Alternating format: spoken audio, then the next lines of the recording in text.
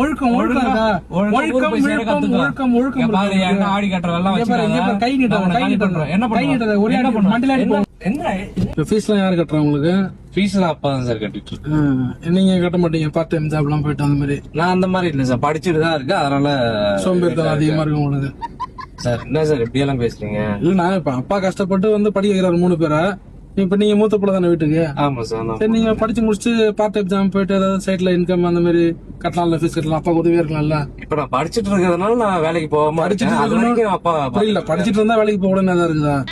அப்படி இல்லைங்க, எனக்கு அதுல இன்ட்ரெஸ்ட் இல்ல. இன்ட்ரெஸ்ட் இல்லன்னா சோம்பேறித்தனம். நம்ம ஏன் போனோம்?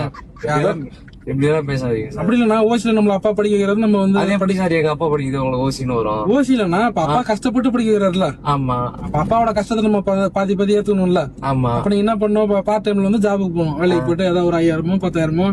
இப்போ ஒரு செம்முக்கு எவ்வளவு கட்டுறீங்க நீங்க?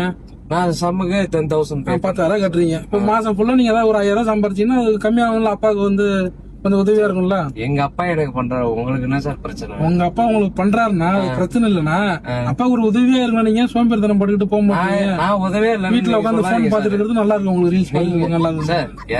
எந்த ரீல்ஸ் சார் பாத்துட்டு இருக்காங்க? நீங்க பாத்தீங்க? உங்களை பார்த்தா அப்படிதான் தெரியுது. நீங்க வந்து அப்படி எல்லாம் எதுவும் இல்லைங்க சார். இங்க பாரு எனக்கு எடுத்து வண்டியில ஏறினா. ஆமா, அப்ப நான் சொன்னது நீ வெளியே போக முடியும், நீ போக முடியாது.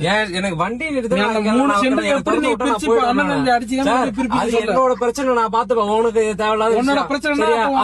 தம்பி எல்லாம் ஏமாத்தி நீ என் தம்பி தானே நான் ஏமாத்துறேன், உங்களை அங்காளி பொங்கல் ஏமாத்த கூடாதியா? யாரையும் ஏமாத்தல.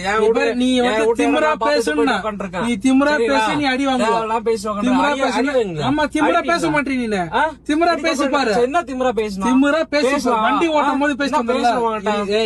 என்ன பேசணும்? என்ன என்ன இறக்கு என்ன என்ன